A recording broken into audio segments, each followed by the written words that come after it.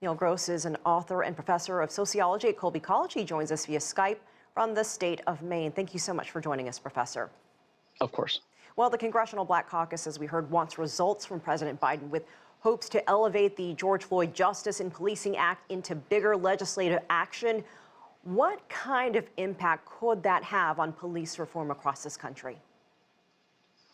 I think it's potentially a transformative legislation. It's a large package that contains many provisions.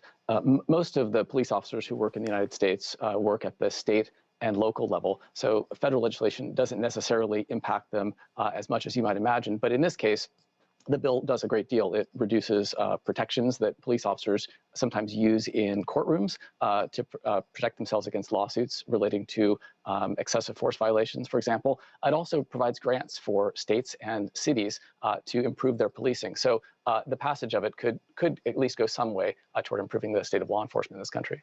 Well, you are a former police officer and authored a new book coming out about police reform. Tell us more about what your research revealed in writing your book, and from personal experience, could those lessons work in other cities, especially in big urban cities? So I served as a police officer many years ago in the city of Berkeley in California, and it was a harrowing and interesting experience for me. I went into law enforcement because I wanted to make my community safer and also improve the criminal justice system. And I left after a relatively short time because I became disillusioned by the police culture that I saw.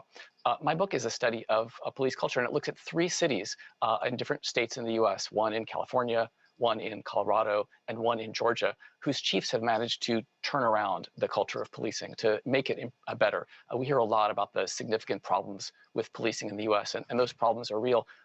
But my book is an attempt to say, what can we do that would actually be different? And the chiefs in all 3 cities pursued innovative strategies to bring about policing that was more equitable, more humane, and more concerned with the community.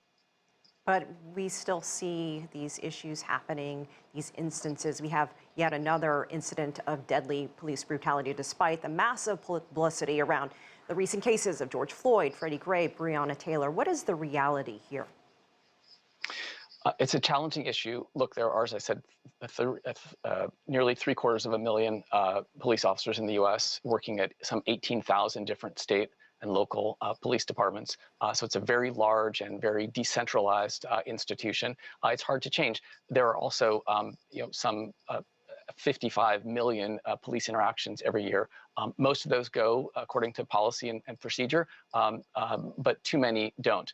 And changing that's going to take some time. My own research suggests that we need to do 2 things. 1, we need to change policies and we need to change laws. But 2, we also need to change police culture. It's the combination of those 2 things that will produce really meaningful reform on the ground. And, talk to us about police culture. You said that was one of your reasons for leaving. What do you mean by that? Sure. Police culture is a subject that's been written about for many, many decades. It's that us versus them attitude, the blue wall of silence, as it's sometimes called, the idea that everyone's out to get you, that policing is a deeply dangerous occupation. That's been around for almost forever, since there's been policing. And I found it very difficult to take because I went into policing to help people and to really get more involved with the community. What I found in the 3 cities I studied is that elements of that traditional police culture remain in place. But when a chief, when a police leader models a different kind of culture, models humility, models respect, models tolerance, puts a premium on the preservation of life, that can go a long way toward recasting the agency as one that really emphasizes that in all of its interactions. Let's hope we see some change. Professor and author Neil Gross, thank you so much for joining us and sharing your story.